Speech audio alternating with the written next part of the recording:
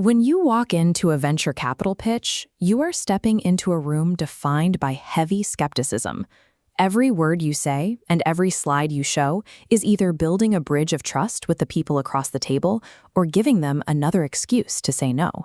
The reality of fundraising is that you don't actually win these meetings, you survive them. You keep the conversation alive just long enough to earn a second meeting by systematically identifying and removing every single reason an investor might hesitate.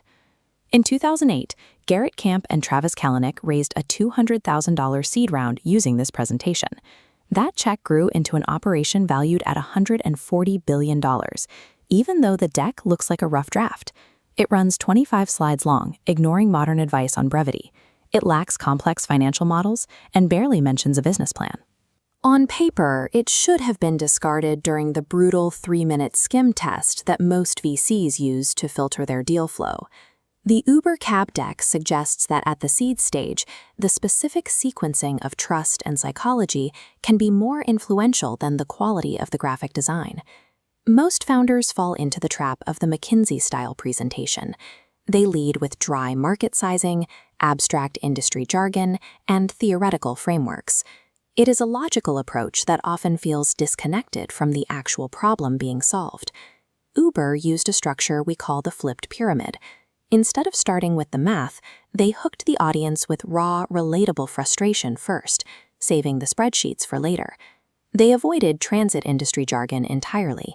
Instead, they forced investors to recall the shared misery of trying to hail a cab in a major city.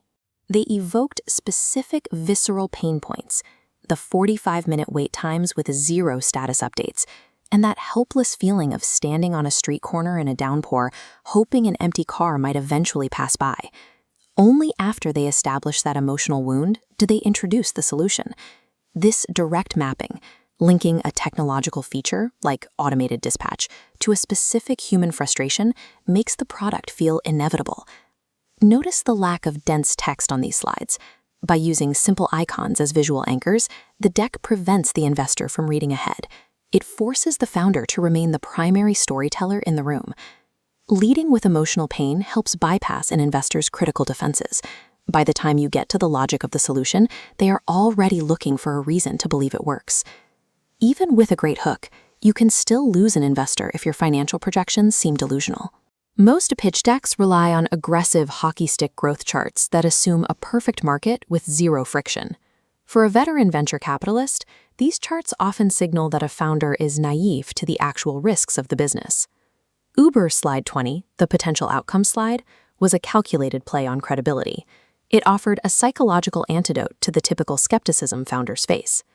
The best-case scenario still promised the massive billion-dollar scale investors need to justify a seed-stage check. But the right side of the slide offered a dose of brutal honesty. It admitted that the company might fail to scale and remain a tiny 10-car boutique service for executives in San Francisco.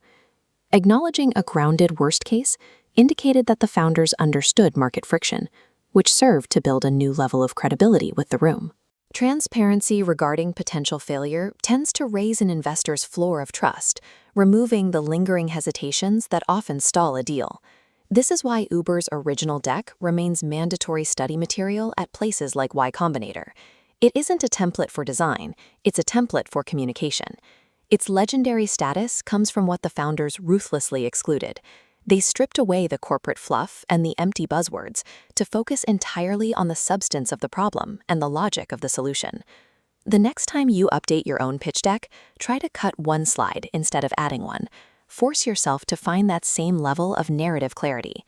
Surviving the pitch room requires you to apply this level of psychological precision to every piece of your material. That is the goal of our Capital Kit. It includes the VC-ready 16-slide pitch deck templates and a 16-page slide-by-slide instruction guide built on the same psychological principles used by the world's most successful founders.